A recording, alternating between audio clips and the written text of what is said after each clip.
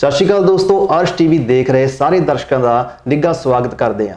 ਦੋਸਤੋ ਮੈਂ ਹਾਂ ਤੁਹਾਡਾ ਦੋਸਤ ਐਂਡ ਹੋਸਟ ਰੂਪ ਚਹਿਲ। ਦੋਸਤੋ ਤੁਸੀਂ ਦੇਖ ਰਹੇ ਹੋ ਸਾਡਾ ਸ਼ੋਅ ਪੋਲੀਵੁੱਡ ਟਾਕਸ।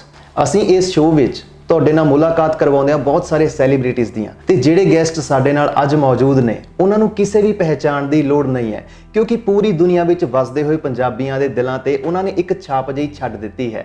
ਜਦੋਂ ਵੀ ਕਿਤੇ ਕੋਈ ਖੁਸ਼ੀ ਦਾ ਪ੍ਰੋਗਰਾਮ ਹੁੰਦਾ ਹੈ ਤਾਂ ਉਹਨਾਂ ਦਾ ਗਾਇਆ ਹੋਇਆ ਗੀਤ ਨਾ ਚੱਲੇ ਇਹ ਹੋ ਨਹੀਂ ਸਕਦਾ। ਜਦੋਂ ਵੀ ਕਿਤੇ ਕੋਈ ਧਾਰਮਿਕ ਪ੍ਰੋਗਰਾਮ ਹੁੰਦਾ ਹੈ ਉਹਨਾਂ ਦਾ ਗਾਇਆ ਹੋਇਆ ਸ਼ਬਦ ਨਾ ਚੱਲੇ ਇਹ ਵੀ ਹੋ ਨਹੀਂ ਸਕਦਾ। ਤੇ ਜਦੋਂ ਵੀ ਕਿਤੇ ਮੁਟਿਆਰਾਂ ਗਿੱਧਾ ਪਾਉਂਦੀਆਂ ਨੇ ਉਹਨਾਂ ਦੀਆਂ ਪਾਈਆਂ ਹੋਈਆਂ ਬੋਲੀਆਂ ਨਾ ਪੈਣ ਇਹ ਵੀ ਹੋ ਨਹੀਂ ਸਕਦਾ।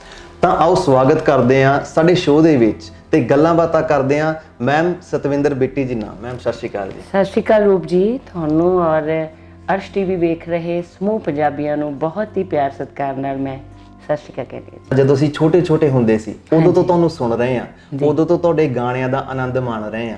ਮੈਮ ਜੇਕਰ ਅਸੀਂ ਵੀ ਤੁਹਾਡੇ ਬਚਪਨ ਦੀ ਗੱਲ ਕਰੀਏ ਤਾਂ ਤੁਸੀਂ ਬਚਪਨ ਵਿੱਚ ਹਾਕੀ ਵੀ ਖੇਡਦੇ ਰਹੇ ਹੋ। ਹਾਂਜੀ ਰਾਜੀ। ਤੇ ਤੁਸੀਂ ਬਚਪਨ ਵਿੱਚ 5 ਸਾਲ ਦੀ ਉਮਰ ਤੋਂ ਗਾਉਣ ਲੱਗ ਗਏ ਸੀ। ਹਾਂਜੀ। ਪਰ ਮੈਮ ਤੁਹਾਨੂੰ ਬਚਪਨ ਦੇ ਵਿੱਚ ਜ਼ਿਆਦਾ ਵਧੀਆ ਹਾਕੀ ਖੇਡਣਾ ਲੱਗਦਾ ਸੀ ਜਾਂ ਗਾਉਣਾ ਵਧੀਆ ਲੱਗਦਾ ਸੀ? ਮੈਨੂੰ ਸਾਰਾ ਕੁਝ ਹੀ ਅੱਛਾ ਲੱਗਦਾ ਸੀ ਰਾਜੀ। ਮੈਨੂੰ ਖੇਡਣਾ ਵੀ ਬਹੁਤ, ਮੈਂ ਜ਼ਿੰਦਗੀ ਨੂੰ ਮਾਣਦੀ ਹਾਂ। ਮੈਨੂੰ ਲੱਗਦਾ ਤੇ ਜੋ ਵੀ ਮੈਂ ਕਰਦੀ ਹਾਂ ਉਹਨੂੰ ਬਹੁਤ ਹੀ ਦਿਲ ਲਾ ਕੇ ਹੀ ਕਰਦੀ ਹਾਂ। ਸੋ ਮੈਂ ਆਪਣੇ ਆਪ ਨੂੰ ਇਸ ਤਰ੍ਹਾਂ ਨਹੀਂ ਸਮਝਦੀ ਕਿ ਮੈਂ ਜੋ ਕਰ ਰਹੀ ਹਾਂ ਉਹਦੇ 'ਚ ਮੇਰਾ ਮਨ ਨਹੀਂ ਲੱਗਦਾ। ਅਤੇ ਮੈਂ ਉਦੋਂ ਜਦੋਂ ਖੇਡਦੀ ਸੀ ਤਾਂ ਮੈਨੂੰ ਬਾਲ ਹੀ ਦਿਖਦੀ ਸੀ, ਮੈਨੂੰ ਐਂ ਲੱਗਦਾ ਸੀਗਾ ਕਿ ਮੈਂ ਬਸ ਸਭ ਤੋਂ ਬੈਸਟ ਪਲੇਅਰ ਬਣਾ, ਮੈਂ ਹੀ ਗੋਲ ਜ਼ਿਆਦਾ ਕਰਾਂ। ਅਤੇ ਜਦੋਂ ਗਾਉਂਦੀ ਸੀ ਤਾਂ ਮੈਨੂੰ ਲੱਗਦਾ ਮੈਂ ਬਹੁਤ ਅੱਛਾ ਗਾਵਾਂ, ਸਾਰਿਆਂ ਨੂੰ ਲੱਗੇ ਕਿ ਮੈਂ ਬਹੁਤ ਅੱਛਾ ਕੰਮ ਕਰ ਰਹੀ ਹਾਂ। ਸੋ ਇਹ ਵਾਹਿਗੁਰੂ ਦੀ ਕਿਰਪਾ ਸੀ ਕਿ ਜਿਹੜੀ ਮੇਰੀ ਇਨਵੋਲਵਮੈਂਟ ਸੀਗੀ, ਜੋ ਅਕਸਰ ਕਈ ਵਾਰੀ ਕਈ ਚੀਜ਼ਾਂ 'ਚ ਆਪਾਂ ਬੜੀ ਲੇਟ ਸਿੱਖਦੇ ਹਾਂ ਕਿ ਫੋਕਸ ਕਰਨਾ, ਇਨਵੋਲਵਮੈਂਟ ਰੱਖਣੀ ਜੋ ਵੀ ਆਪਾਂ ਕਰ ਰਹੇ ਹਾਂ। ਜੇ ਹੁਣ ਆਪਾਂ ਗੱਲ ਕਰ ਰਹੇ ਹਾਂ ਤਾਂ ਗੱਲ ਹੀ ਕਰ ਰਹੇ ਹਾਂ।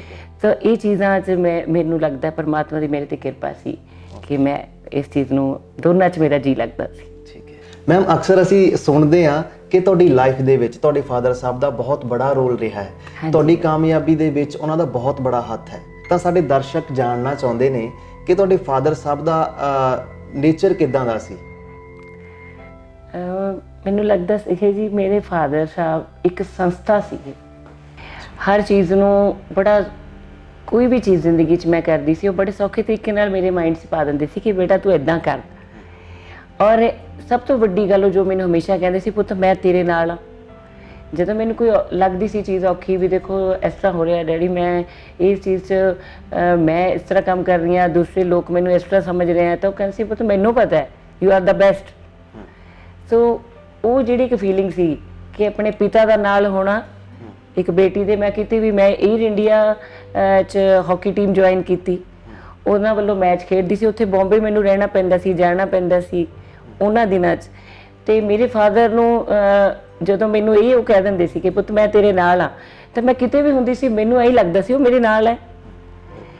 ਉਹਨਾਂ ਦਾ ਇਹ ਤਰੀਕਾ ਸੀ ਮੈਨੂੰ ਵੱਡੇ ਕਰਨ ਦਾ ਕਿ ਉਹਨਾਂ ਨੇ ਮੈਨੂੰ ਇੰਨਾ ਹੌਸਲਾ ਦਿੱਤਾ। ਮੈਂ ਹਰ ਫਾਦਰ ਨੂੰ ਕਹਿਣਾ ਚਾਹੂੰਗੀ ਕਿ ਆਪਣੇ ਬੇਟੀ 'ਤੇ ਤੁਸੀਂ ਇੰਨਾ ਟਰਸਟ ਬਣਾ ਕੇ ਔਰ ਉਹਨੂੰ ਇੰਨਾ ਹੌਸਲਾ ਦਿਓ, ਉਹਨੂੰ ਅਹਿਸਾਸ ਕਰਾਓ ਕਿ ਮੈਂ ਹਰ ਉਹਦੇ ਫੈਸਲੇ 'ਚ ਪੁੱਤ ਮੈਂ ਤੇਰੇ ਨਾਲ ਹਾਂ।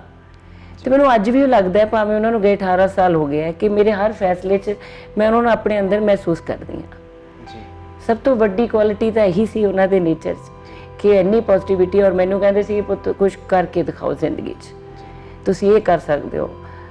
ਹਰ ਫੀਲਡ 'ਚ, ਇੱਕ ਫੀਲਡ ਸਿੰਗਿੰਗ 'ਚ ਤਾਂ ਉਹ ਖੁਦ ਤੂੰਬੀ ਵਜਾ ਲੈਂਦੇ ਸੀ, ਉਹਨਾਂ ਨੂੰ ਸ਼ੌਕ ਇੰਨਾ ਸੀ, ਅਲਗੋਜ਼ੇ ਵਜਾ ਲੈਂਦੇ ਸੀ, ਉਹ ਲਿਖਦੇ ਸੀਗੇ ਅਤੇ ਉਹ ਗਾਉਂਦੇ ਬਹੁਤ ਅੱਛਾ ਸੀ ਕਵੀਸ਼ਰੀ।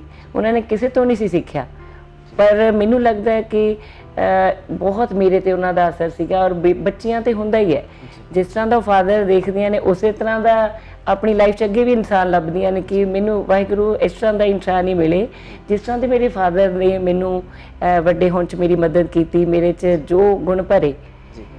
ਅਤੇ ਅੱਜ ਤਾਂ ਮੈਂ ਇਸ ਪਲੇਟਫਾਰਮ 'ਤੇ ਮੈਂ ਹਰ 'ਤੇ ਕਹਿੰਦੀ ਹਾਂ ਕਿ ਮੇਰੇ ਹਸਬੈਂਡ ਵੀ, ਮੈਂ ਕਹਿੰਦੀ ਹਾਂ ਇਸੇ ਤਰ੍ਹਾਂ ਸਪੋਰਟਿਵ ਮਿਲੇ ਜਿਸ ਤਰ੍ਹਾਂ ਦੇ ਪਹਿਲਾਂ, ਕਿਉਂਕਿ ਜ਼ਿੰਦਗੀ 'ਚ 2 ਇੰਪੋਰਟੈਂਟ ਮੈਨ ਹੁੰਦੇ ਆ ਇੱਕ ਲੜਕੀ ਦੀ ਲਾਈਫ 'ਚ, ਉਹਦੇ ਫਾਦਰ ਔਰ ਆਫਟਰ ਮੈਰਿਜ ਉਹਦੇ ਹਸਬੈਂਡ। ਅਤੇ ਮੈਨੂੰ ਲੱਗਦਾ ਹੈ ਕਿ ਮੇਰੇ ਮੁਕੱਦਰ ਅੱਛੇ ਹੈ ਜਾਂ ਗੁਰੂ ਸਾਹਿਬ ਦੀ ਮੇਰੇ 'ਤੇ ਅਪਾਰ ਕਿਰਪਾ ਹੈ ਕਿ ਦੋਨੋਂ ਇਨਸਾਨ ਐਸੇ ਮੈਨੂੰ ਮਿਲੇ ਆ ਜ਼ਿੰਦਗੀ 'ਚ ਕਿ ਮੈਂ ਆਪਣੀ ਜ਼ਿੰਦਗੀ 'ਚ ਬਹੁਤ ਕੁਝ ਕਰ ਸਕੀ। ਜੀ ਮੈਮ ਬਹੁਤ ਵਧੀਆ ਗੱਲ ਹੈ, ਜਦੋਂ ਪੇਰੈਂਟਸ ਦਾ ਹੱਥ ਸਿਰ ਤੇ ਹੁੰਦਾ ਉਹ ਸਾਨੂੰ ਹਰ ਚੀਜ਼ ਸਪੋਰਟ ਕਰਦੇ ਆ ਤਾਂ ਬੱਚਾ ਆਪਣਾ ਬੈਸਟ ਦੇ ਪਾਉਂਦਾ। ਠੀਕ ਹੈ ਜੀ। ਤੇ ਤੁਸੀਂ ਜਿਹੜੇ ਪੇਰੈਂਟਸ ਨੇ ਹਨਾ ਉਹਨਾਂ ਨੂੰ ਕੀ ਸਲਾਹ ਦੇਣਾ ਚਾਹੋਗੇ, ਕਿਉਂਕਿ ਕਈ ਵਾਰ ਇਦਾਂ ਹੁੰਦਾ ਬੱਚਾ ਆਪਣੇ ਮਨ ਦੀ ਚੀਜ਼ ਕਰਨਾ ਚਾਹੁੰਦਾ ਤੇ ਪੇਰੈਂਟਸ ਉਹਨਾਂ ਤੇ ਚੀਜ਼ਾਂ ਥੋਪ ਦਿੰਦੇ ਆ ਕਿ ਨਹੀਂ ਤੂੰ ਇਹੀ ਕਰਨਾ ਹੈ। ਠੀਕ ਹੈ, ਤੁਸੀਂ ਪੇਰੈਂਟਸ ਨੂੰ ਕੀ ਕਹਿਣਾ? ਮੈਂ ਇਹੀ ਕਹਿਣਾ ਚਾਹੂੰਗੀ ਕਿ ਬੱਚਾ ਜੋ ਕਰਨਾ ਚਾਹੁੰਦਾ ਹੈ ਉਹਨੂੰ ਮੌਕਾ ਦਿਓ, ਗਲਤੀਆਂ ਵੀ ਹੋਣਗੀਆਂ ਪਰ ਉਹਨੂੰ ਖੁਦ ਡਿਸੀਜ਼ਨ ਲੈਣ ਦਿਓ ਔਰ ਹਰ ਵਾਰੀ ਉਹਨਾਂ ਨੂੰ ਕਹੋ ਵੀ ਤੁਸੀਂ ਦੱਸੋ ਤੁਸੀਂ ਕੀ ਕਰਨਾ ਹੈ, ਅਸੀਂ ਤੁਹਾਡੇ ਨਾਲ, ਦੱਸੋ ਤੁਸੀਂ ਚੂਜ਼ ਕਰੋ ਤੁਸੀਂ ਕੀ ਕਰਨਾ ਹੈ। ਗਲਤੀਆਂ ਵੀ ਹੋਣਗੀਆਂ ਪਰ ਉਹਨਾਂ ਦਾ ਕੌਨਫੀਡੈਂਸ ਲੈਵਲ ਇੰਨਾ ਵੱਧ ਜਾਂਦਾ ਉਸ ਬੱਚੇ ਦਾ, ਜਦੋਂ ਉਹਨੇ ਛੋਟੇ ਹੁੰਦੇ ਤੋਂ ਆਪਣੇ ਡਿਸੀਜ਼ਨ ਆਪ ਲੈਣੇ ਆ ਤੇ ਉਹ ਫਿਰ ਆਪਣੇ ਆਪ ਸਿੱਖ ਜਾਂਦਾ ਜੀ। ਮੈਮ ਜਿਹੜੇ ਦੌਰ ਦੇ ਵਿੱਚ ਤੁਸੀਂ ਫਸਟ ਐਲਬਮ ਰਿਲੀਜ਼ ਕੀਤੀ ਸੀ, ਹਾਂਜੀ, ਉਦੋਂ ਸਭ ਕੁਝ ਇੰਨਾ ਈਜ਼ੀਲੀ ਨਹੀਂ ਹੋਇਆ ਹੋਣਾ ਨਾ, ਰਿਸੋਰਸਸ ਉਦੋਂ ਬਹੁਤ ਈਜ਼ੀਲੀ ਨਹੀਂ। Struggle is a part of life ਰਾਜੇ, ਕਿਉਂਕਿ ਉਹ ਆਪਾਂ ਸਾਰੇ ਹੀ ਕਰਦੇ ਆ, ਅਸੀਂ ਵੀ ਬਹੁਤ ਕੀਤੀ ਹੈ। ਉਦੋਂ ਵੀ ਇੰਨੇ ਥੋੜੇ ਪੈਸੇ ਹੁੰਦੇ ਸੀ, ਮੇਰੇ ਫਾਦਰ ਜੌਬ ਕਰਦੇ ਸੀ PWD 'ਚ ਰਜਿਸਟਰਾਰ ਸੀਗੇ ਰਾਜੇ, ਤੇ ਅਸੀਂ 3 ਭੈਣ ਭਰਾ ਸੀ ਔਰ ਪਿੱਛੋਂ ਵੀ ਅਸੀਂ ਕੋਈ ਬਾਹਲਾ ਮੈਂ ਕਹਾਂ ਕਿ ਬਹੁਤ ਅਸੀਂ ਅਮੀਰ ਪਰਿਵਾਰ ਸੀ, ਅਸੀਂ ਬੜੀ ਨੋਰਮਲ ਇੱਕ ਗਰੀਬੀ ਪਰਿਵਾਰ 'ਚੋਂ ਉੱਠ ਕੇ ਮੇਰੇ ਫਾਦਰ ਨੇ ਬੜੀ ਸਟਰਗਲ ਕੀਤੀ ਔਰ ਪਰ ਸਾਨੂੰ ਤਿੰਨਾਂ ਨੂੰ ਬਹੁਤ ਅੱਛਾ ਮਤਲਬ ਉਹਨਾਂ ਨੇ ਬ੍ਰੌਟ ਅਪ ਕੀਤਾ। ਸੋ ਉਦੋਂ ਵੀ ਥੋੜੇ ਪੈਸੇ ਸੀ ਪਰ ਅਸੀਂ ਉਹ ਥੋੜਿਆਂ 'ਚ ਹੀ ਅਸੀਂ ਮਿਹਨਤ ਕਰਦੇ ਸੀਗੇ, ਐਲਬਮ ਬਣਾਈ ਔਰ ਫਿਰ ਉਹਨੂੰ ਇਸੇ ਤਰ੍ਹਾਂ ਲੈ ਕੇ ਘੁੰਮੇ, ਕੋਈ ਸਾਡੀ ਰਿਲੀਜ਼ ਨਹੀਂ ਸੀ ਕਰਦਾ, ਮੇਰੀ ਆਵਾਜ਼ ਵੀ ਉਦੋਂ ਬੱਚਿਆਂ ਵਰਗੀ ਸੀਗੀ। ਪਰ ਇਹਦਾ ਹੱਲ ਮੈਂ ਉਦੋਂ ਲੱਭਿਆ ਕਿ ਮੈਂ ਔਰ ਮੇਰੇ ਫਾਦਰ ਦੀ ਜੋ ਐਡਵਾਈਸ ਸੀਗੀ ਕਿ ਅਸੀਂ ਕਿਤੇ ਵੀ ਜਾਂਦੇ ਸੀਗੇ, ਚਾਹੇ ਉਹ ਕਿਤੇ ਛੋਟੇ ਵਿਆਹ ਦਾ ਫੰਕਸ਼ਨ ਹੁੰਦਾ ਸੀ, ਮੈਂ ਉੱਥੇ ਜ਼ਰੂਰ ਗਾਉਂਦੀ ਸੀ। ਕੋਈ ਵੀ ਛੋਟਾ ਫੰਕਸ਼ਨ ਹੋਣਾ ਵੱਡਾ ਹੋਣਾ, ਮੈਂ ਲੋਕਾਂ ਦੀ ਕਚਹਿਰੀ 'ਚ ਜਾ ਕੇ ਕੰਮ ਕੀਤਾ। ਲੋਕਾਂ ਦੀ ਕਚਹਿਰੀ 'ਚ ਚਾਹੇ ਮੈਂ ਇੱਕ ਸਿੱਖਿਆ ਗਾਉਂਦੀ ਸੀ, ਕਿਤੇ ਮੈਂ ਸਿਹਰਾ ਵੀ ਗਾ ਦਿੰਦੀ ਸੀ, ਕਿਤੇ ਮੈਂ ਕੋਈ ਸ਼ਬਦ ਗਾ ਦਿੰਦੀ ਸੀ, ਪਰ ਮੈਂ ਲੋਕਾਂ 'ਚ ਜਾਣਾ ਸ਼ੁਰੂ ਕੀਤਾ। ਜਿੱਥੇ ਵੀ ਜਾਣਾ, ਜਿੰਨੇ ਵੀ ਚਾਹੇ 10 ਲੋਕ ਹੋਣ ਚਾਹੇ 10,000 ਹੋਣ, ਮੈਂ ਉਹਨਾਂ ਦੇ ਸਾਹਮਣੇ ਖੜੇ ਹੋ ਕੇ ਕੁਝ ਬੋਲਣਾ, ਕੁਝ ਗਾਉਣਾ। ਸੋ ਉਸ ਚੀਜ਼ ਨੇ ਮੇਰਾ ਕੌਨਫੀਡੈਂਸ ਬਹੁਤ ਵਧਾਇਆ ਔਰ ਲੋਕਾਂ ਨੇ ਜਦੋਂ ਮੈਨੂੰ ਪਿਆਰ ਇੰਨਾ ਦਿੱਤਾ, ਉਹਦੇ 'ਚ ਮੇਰੀ ਤਰੱਕੀ ਹੋਣੀ ਸ਼ੁਰੂ ਹੋ ਗਈ। ਮੈਮ ਤੁਹਾਨੂੰ ਕੋਈ ਯਾਦ ਹੋਵੇ ਤੁਹਾਡੀ ਫੈਨ ਮੂਮੈਂਟ, ਕੋਈ ਤੁਹਾਨੂੰ ਇਦਾਂ ਦਾ ਫੈਨ ਮਿਲਿਆ ਹੋਵੇ ਜਿਹੜਾ ਤੁਹਾਨੂੰ ਹੁਣ ਤੱਕ ਯਾਦ ਹੈ, ਕੋਈ ਸ਼ੇਅਰ ਕਰਨਾ ਚਾਹੋਗੇ? ਬਹੁਤ ਨੇ ਰਾਜੇ, ਬਹੁਤ ਕੋਈ ਇੱਕ ਹੁੰਦਾ ਨਾ ਵੀ ਉਹ ਬੰਦੇ ਨੂੰ ਯਾਦ ਰਹਿੰਦਾ ਵੀ ਨਹੀਂ, ਮੈਨੂੰ ਇੰਨਾ ਪਿਆਰ ਮਿਲਿਆ ਜੀ, ਮੈਨੂੰ ਲੱਗਦਾ ਹੁੰਦਾ ਕਿ ਮੈਂ ਬਾਰ-ਬਾਰ ਪਰਮਾਤਮਾ ਦਾ ਧੰਨਵਾਦ ਕਰਦੀ ਹਾਂ ਕਿ ਉਹ ਇਹਨਾਂ ਹਾਲਾਤਾਂ 'ਚ ਜਿਸ ਤਰ੍ਹਾਂ ਅਸੀਂ ਲੰਘੇ, ਟਾਈਮ ਲੰਘਿਆ, ਗਾਇਆ, ਆਪਣੀ ਜ਼ਿੰਦਗੀ 'ਚ ਅੱਗੇ ਵਧੇ, ਪੈਰ ਪੈਰ 'ਤੇ ਹਰ ਉਹ ਇਨਸਾਨ ਦਾ ਪਹਿਲਾਂ ਤਾਂ ਮੈਂ ਧੰਨਵਾਦ ਕਰਦੀ ਹਾਂ ਜਿਹੜਾ ਕਿਤੇ ਕਿਤੇ ਮੈਨੂੰ ਮਿਲਿਆ, ਹਰ ਪੌੜੀ 'ਤੇ ਮਿਲਿਆ ਔਰ ਸਭ ਨੇ ਮੈਨੂੰ ਸਪੋਰਟ ਕੀਤਾ। ਉਹ ਭਾਵੇਂ ਮੇਰੀ ਟੀਮ ਦੇ ਰੂਪ ਸੀ, ਭਾਵੇਂ ਮੇਰੇ ਫੈਨਸ ਜਿਨ੍ਹਾਂ ਨੂੰ ਆਪਾਂ ਅੱਜ ਕੱਲ੍ਹ ਫੈਨਸ ਕਹਿ ਦਿੰਦੇ ਹਾਂ, ਮੈਂ ਉਹਨਾਂ ਨੂੰ ਵੀ ਆਪਣਾ ਪਰਿਵਾਰ ਸਮਝਦੀ ਹਾਂ ਕਿ ਉਹਨਾਂ ਦੀ ਬਹੁਤ ਵੱਡਾ ਰੋਲ ਹੁੰਦਾ ਹੈ। ਸੋ ਇੱਦਾਂ ਦੇ ਬਹੁਤ ਨੇ, ਜਿਵੇਂ ਕਿ ਕਮੋਹਨ ਸਿੰਘ ਮੇਲੇ 'ਤੇ ਇੱਕ ਲੜਕਾ ਸੀਗਾ, ਮੈਂ ਇਸ ਟਾਈਮ ਜਿਵੇਂ ਅੱਜ ਆਪਾਂ ਨੂੰ ਪਸੀਨਾ ਆ ਰਿਹਾ ਅਤੇ ਮੈਂ ਉਹ ਰੁਮਾਲ ਪਸੀਨਾ ਮੇਰਾ ਆਇਆ ਸੀਗਾ, ਮੈਨੂੰ ਕਹਿੰਦਾ ਦੀਦੀ ਮੈਨੂੰ ਕੁਛ ਗਿਫਟ ਦੇ ਦਿਓ। ਮੈਂ ਕਿਹਾ ਮੇਰੇ ਹੱਥ 'ਚ ਹੁਣ ਕੀ ਤੁਸੀਂ ਚਾਹੁੰਦੇ? ਨਹੀਂ, ਇਹ ਰੁਮਾਲ ਦੇ ਦਿਓ ਕਹਿੰਦਾ ਤੁਹਾਡਾ, ਅਤੇ ਉਹਨੇ ਮੇਰਾ ਰੁਮਾਲ ਉਹ ਲੈ ਲਿਆ ਸੀਗਾ ਮੇਰੇ ਤੋਂ। ਬਾਅਦ 'ਚ ਉਹਨਾਂ ਨੇ ਕਈ ਜਗ੍ਹਾ ਦੱਸਿਆ ਵੀ ਕਿ ਰੁਮਾਲ ਉਹਨੇ ਸ਼ੀਸ਼ੇ 'ਚ ਜਰਾ ਕੇ ਰੱਖਿਆ ਹੋਇਆ ਸੀਗਾ। ਸੋ ਇਸ ਤਰ੍ਹਾਂ ਦੇ ਬਹੁਤ ਮੂਮੈਂਟਸ ਨੇ ਜ਼ਿੰਦਗੀ 'ਚ ਜੁੜੀਆਂ ਨੇ। ਅਥਾਹ ਪਿਆਰ ਮਿਲਿਆ, ਲੋਕਾਂ ਦਾ ਅਥਾਹ ਪਿਆਰ ਮਿਲਿਆ ਔਰ ਇਹਦੇ ਲਈ ਮੈਂ ਸਭ ਦਾ ਧੰਨਵਾਦ, ਗੁਰੂ ਸਾਹਿਬ ਦਾ ਧੰਨਵਾਦ ਜੀ। ਮੈਮ ਅੱਜ ਦਾ ਦੌਰ ਇੰਟਰਨੈਟ ਦਾ ਦੌਰ ਹੈ। ਅੱਜ ਜਦੋਂ ਗਾਣਾ ਰਿਲੀਜ਼ ਹੁੰਦਾ ਤਾਂ ਲੋਕਾਂ ਦੇ ਕੰਨਾਂ ਤੱਕ ਬਹੁਤ ਬੜੀ ਆਸਾਨੀ ਨਾਲ ਪਹੁੰਚ ਜਾਂਦਾ ਹੈ ਤੇ ਆਪਾਂ ਸਵੇਰੇ ਗਾਣਾ ਰਿਲੀਜ਼ ਕਰਦੇ ਹਾਂ ਤਾਂ ਸ਼ਾਮ ਤੱਕ ਪਤਾ ਲੱਗ ਜਾਂਦਾ ਹੈ ਕਿ ਗਾਣਾ ਉਹ ਮਕਬੂਲ ਹੋਇਆ ਜਾਂ ਨਹੀਂ ਮਕਬੂਲ ਹੋਇਆ। ਪਰ ਜਿਹੜੇ ਦੌਰ ਵਿੱਚ ਤੁਸੀਂ ਸ਼ੁਰੂ ਕੀਤਾ ਸੀ ਉਸ ਦੌਰ ਦੇ ਵਿੱਚ ਇੱਕ ਲਿਖੇ ਹੋਏ ਗਾਣੇ ਤੋਂ ਲੈ ਕੇ ਲੋਕਾਂ ਦੇ ਕੰਨਾਂ ਤੱਕ ਪਹੁੰਚਾਉਣਾ ਇੱਕ ਬੜਾ ਚੈਲੰਜ ਹੁੰਦਾ ਹੋਏਗਾ। ਉਸ ਦੇ ਬੈਕ ਐਂਡ ਦੀ ਸਟੋਰੀ ਸਾਡੇ ਨਾਲ ਸ਼ੇਅਰ ਕਰੋ। ਹਾਂਜੀ, ਹੁਣ ਮੇਰੇ ਹਿਸਾਬ ਨਾਲ ਬੜਾ ਈਜ਼ੀ ਹੈ ਕਿ ਆਪਾਂ ਆਪਣਾ ਟੈਲੈਂਟ ਇੱਥੇ ਬੈਠੇ ਆਪਾਂ ਪੂਰੀ ਦੁਨੀਆ 'ਚ ਆਪਣਾ ਪਹੁੰਚਾ ਸਕਦੇ ਹਾਂ, ਬਟ ਸਾਡੇ ਵੇਲੇ ਤਾਂ ਮੈਨੂੰ ਲੱਗਦਾ ਬੜੀ ਜਗ੍ਹਾ ਸਟਰਗਲ ਕਰਨੀ ਪਈ ਔਰ ਇੱਕ ਤਾਂ ਰੁਕ ਜਾਂਦੇ ਸੀ ਅਸੀਂ, ਕਿਉਂਕਿ ਜੇ ਕਿਤੇ ਸਟੇਜ 'ਤੇ ਵੀ ਅਸੀਂ ਗਾਉਣ ਗਏ ਹਾਂ ਤਾਂ ਮੰਨ ਲਓ ਸਾਰਾ ਦਿਨ ਸਾਨੂੰ ਟਾਈਮ ਹੀ ਨਹੀਂ ਸੀ ਮਿਲਦਾ। ਉੱਥੇ ਇੰਨੇ ਲੋਕ ਹੁੰਦੇ ਸੀ ਅੱਗੇ ਪਰਫੋਰਮ ਕਰਨ ਲਈ, ਤਾਂ 5-6 ਵਜੇ ਨੂੰ ਮੇਰੇ ਵਰਗੇ ਦੀ ਵਾਰੀ ਆਉਣੀ ਸ਼ਾਮ ਨੂੰ, ਉਦੋਂ ਤੱਕ ਲੋਕ ਥੱਕ ਕੇ ਜਾ ਚੁੱਕੇ ਹੁੰਦੇ ਸੀਗੇ।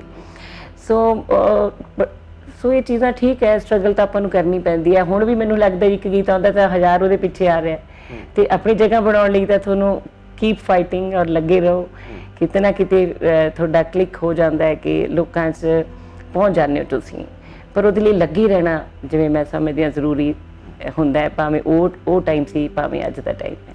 ਮੈਮ ਕਹਿੰਦੇ ਨੇ ਕਿ ਕਾਮਯਾਬ ਹੋਣਾ ਇੰਨਾ ਔਖਾ ਨਹੀਂ ਹੈ, ਕਾਮਯਾਬ ਬਣੇ ਰਹਿਣਾ ਬਹੁਤ ਔਖਾ ਹੈ। ਮੈਮ ਤੁਸੀਂ ਲਗਾਤਾਰ 15 16 17 ਕਈ ਲੰਬੇ ਸਮੇਂ ਤੱਕ, ਬਹੁਤ ਲੰਬੇ ਸਮੇਂ ਤੱਕ ਤੁਸੀਂ ਪੀਕ ਤੇ ਰਹੇ ਹੋ। ਉਸ ਟਾਈਮ ਤੇ ਤੁਸੀਂ ਜਦੋਂ ਕੋਈ ਵੀ ਪੀਕ ਤੇ ਹੁੰਦਾ ਉਹਨੇ ਸ਼ੋਜ਼ ਵੀ ਕਰਨੇ ਹੁੰਦੇ ਆ, ਠੀਕ ਹੈ ਜੀ, ਉਹਨੇ ਮੀਟਿੰਗਸ ਵੀ ਕਰਨੀਆਂ ਹੁੰਦੀਆਂ, ਬਹੁਤ ਸਾਰੇ ਕੰਮ, ਨੈਕਸਟ ਐਲਬਮ ਜਾਂ ਨੈਕਸਟ ਸੌਂਗ ਦੀ ਤਿਆਰੀ ਕਰਨੀ ਹੁੰਦੀ ਹੈ, ਪ੍ਰੈਪਰੇਸ਼ਨ ਕਰਨੀ ਹੁੰਦੀ ਹੈ। ਉਸ ਤੋਂ ਇਲਾਵਾ ਫੈਮਿਲੀ ਨੂੰ ਵੀ ਟਾਈਮ ਦੇਣਾ ਹੁੰਦਾ ਹੈ ਨਾ ਜੀ।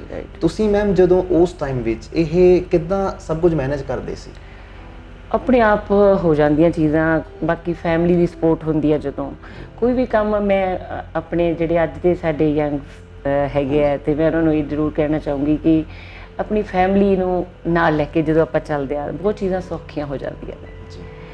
ਕਈ ਵਾਰੀ ਆਪਾਂ ਆਪਣੇ ਸੁਪਨੇ ਪੂਰੇ ਕਰਨ ਲਈ ਥੋੜਾ ਫੈਮਿਲੀ ਤੋਂ ਪਿੱਛੇ ਹਟ ਜਾਂਦੇ ਆ ਜਾਂ ਕਿੱਦਾਂ, ਤੇ ਮੈਂ ਬਾਰ-ਬਾਰ ਉਹੀ ਗੱਲ ਦੁਹਰਾਉਣੀ ਆ ਕਿ ਜਦੋਂ ਫੈਮਿਲੀ ਨਾਲ ਹੈ, ਮੇਰੇ ਕੇਸ 'ਚ ਮੇਰੀ ਫੈਮਿਲੀ ਮੇਰੇ ਨਾਲ ਸੀ, ਮੇਰੇ ਬ੍ਰਦਰਸ ਲਾ ਲਓ ਜਾਂ ਹੋਰ ਆਲੇ ਦੁਆਲਾ ਜਿਹੜੀ ਮੇਰੀਆਂ ਫੈਮਲੀਜ਼ ਜੁੜੀਆਂ ਸੀਗੀਆਂ, ਉਹ ਸਮਝ ਗਏ ਸੀਗੇ ਕਿ ਕਿਸ ਤਰ੍ਹਾਂ ਦੀ ਇੰਟੈਂਸ਼ਨ ਨਾਲ ਬਿੱਟੀ ਕੰਮ ਕਰਦੀ ਹੈ। ਸੋ ਉਹ ਫਿਰ ਸਾਰਿਆਂ ਦੀ ਸਪੋਰਟ ਮਿਲ ਜਾਂਦੀ ਹੈ ਤਾਂ ਕਾਫੀ ਚੀਜ਼ਾਂ 'ਚ ਤੁਹਾਡੀ ਹੈਲਪ ਹੋ ਜਾਂਦੀ ਹੈ। ਤੁਹਾਡੀ ਫੀਲਿੰਗ ਅੱਗੇ ਸ਼ੇਅਰ ਹੋ ਜਾਂਦੀ ਹੈ। ਹਾਂਜੀ ਹਾਂਜੀ, ਔਰ ਸਾਰਿਆਂ ਦੀ ਮਦਦ ਨਾਲ ਤੁਹਾਡਾ ਟਾਈਮ ਮੈਨੇਜਮੈਂਟ ਵੀ ਬਚ ਜਾਂਦਾ, ਕਈ ਚੀਜ਼ਾਂ ਤੁਸੀਂ ਦੂਜੇ ਦੀ ਮਦਦ ਲੈ ਲੈਂਦੇ ਹੋ।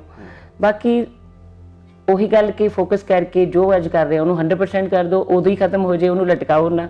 ਕੱਲ ਕਰੇ ਸੋ ਅੱਜ ਕਰ, ਅੱਜ ਕਰੇ ਸੋ ਵੀ ਕਰ। ਸੋ ਆਪਾਂ ਕਈ ਵਾਰ ਲਟਕਾ ਵੀ ਦਿੰਦੇ ਆ ਚੀਜ਼ਾਂ ਨੂੰ, ਸੋ ਮੈਂ ਸਮਝਦੀ ਹਾਂ ਨਹੀਂ ਲਟਕਾਉਣਾ ਚਾਹੀਦਾ। ਜਿਵੇਂ ਤੁਸੀਂ ਇੱਕ ਮਾਂ ਵੀ ਹੋ, ਇੱਕ ਨੂੰਹ ਵੀ ਹੋ ਤੇ ਇੱਕ ਵਾਈਫ ਵੀ ਹੋ, ਠੀਕ ਹੈ ਜੀ, ਤਾਂ ਇੱਕ ਆਰਟਿਸਟ ਵਾਲੀ ਲਾਈਫ ਤੇ ਇੱਕ ਫੀਮੇਲ ਵਾਲੀ ਲਾਈਫ, ਐਜ਼ ਅ ਫੀਮੇਲ ਤੁਸੀਂ ਇਹਨਾਂ ਨੂੰ ਕਿੱਦਾਂ ਦੇਖਦੇ ਹੋ? ਨਹੀਂ, ਪਤਾ ਕੀ ਹੈ ਜੀ, ਗੱਲ ਉਹੀ ਹੈ, ਸਟੇਜ ਤੇ ਮੈਂ ਆਰਟਿਸਟ ਹਾਂ ਜੀ, ਜਦੋਂ ਮੈਂ ਘਰ 'ਚ ਥੋੜੀ ਆਰਟਿਸਟ, ਜਿੱਥੇ ਹਾਂ ਉੱਥੇ ਰਹੋ ਜੀ।